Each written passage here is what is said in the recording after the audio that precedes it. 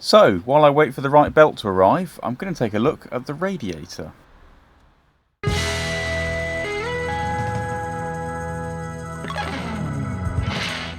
The radiator from the diesel van is pretty similar in terms of hose outlet positions, but the main difference is the outlet diameter, which is a bit larger than on the petrol rad. Now, I could use a reducer to make up the difference, but I'm hoping I can get away with using the diesel hoses instead. You see, both the 2.1 diesel and the 2.2 petrol engines are based on the J-type block architecture, so there's a good chance these will fit straight on. But I'll worry about that later, as for now I just need to work out how to mount the new condenser rad.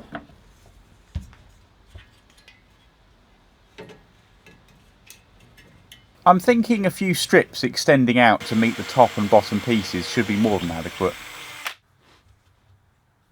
I've riveted one end to the condenser and the other end I'll hold in place with some self-tappers.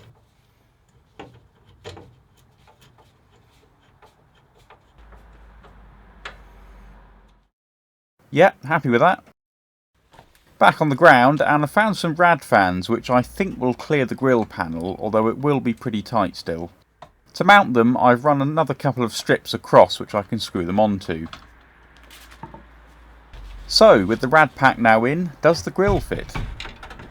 You'll notice this isn't the original black grille. I've gone for the later body colour version, as they're ever so slightly deeper. It's a bolt-on swap, so I figured I might as well have those few extra mil. Just about. I mean, just about. Yeah, no, that does clear. That does clear. I mean, it is touching there, but yeah, no, that definitely, that's it. They fit.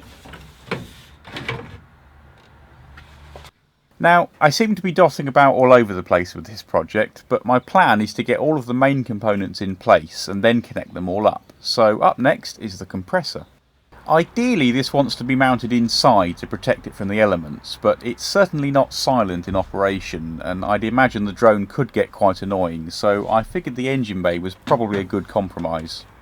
A quick look around, and the obvious place seems to be above the battery, as there isn't really anything else in that area. It's a pretty good fit actually, although I've got to avoid the bonnet hinge, and I also need to be able to unclip the heater duct, so it will be fairly tight.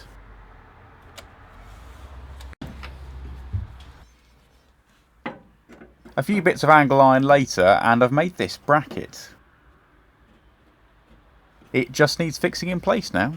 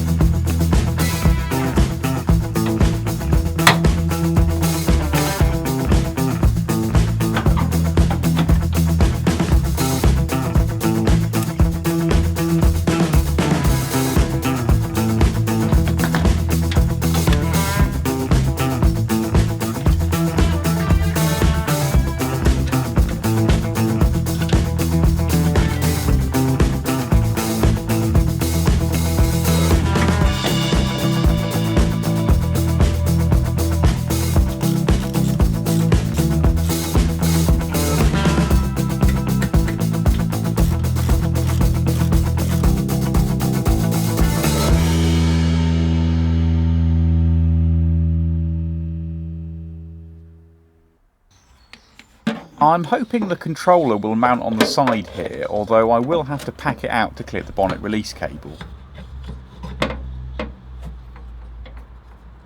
So a few more riv nuts and I can screw that in place. In the end, the bonnet cable sat more comfortably off to the side, but due to a blanking plug I still had to pack the mounts by a few mil. Moving inside, and the evaporator is next on my list.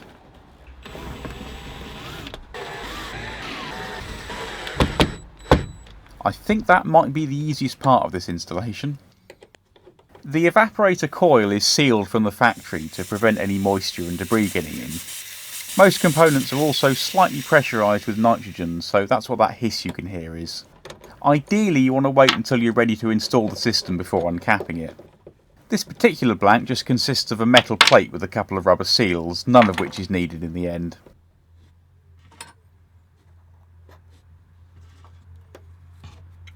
With that off, I can offer up the expansion valve. I'm going to leave the seals off for now as I just want to trial fit everything at this stage.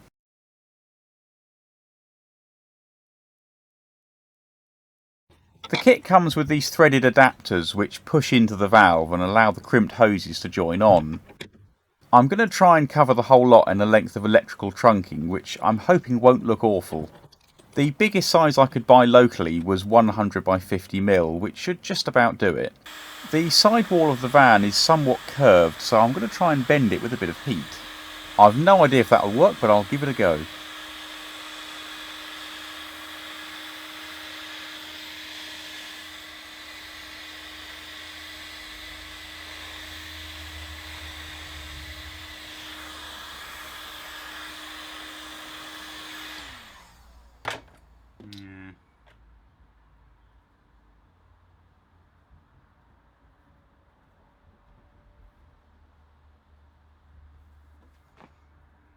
No, that hasn't worked. Plan B it is then, which involves cutting a triangle out of the sides.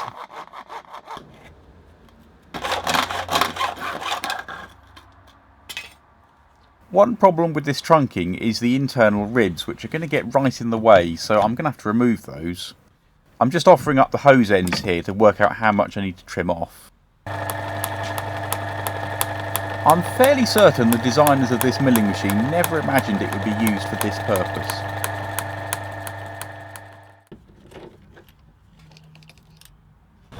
Right, I've also trimmed it down at the top to fit around the casing, so that should just slide into place now.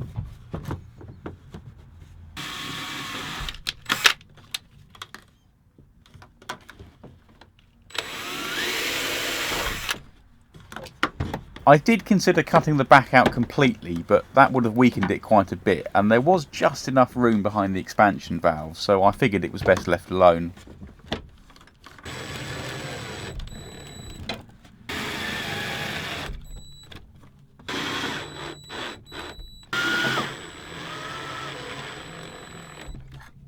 All in all, I'm pretty happy with that. In the end, the majority of the angle change was at one point anyway, so the angle cutting technique worked out fine. And I'll just double check the hose crimp fittings will fit as well. Perfect. So, that's all the main components fitted. In the next video, I'll look at connecting them all up.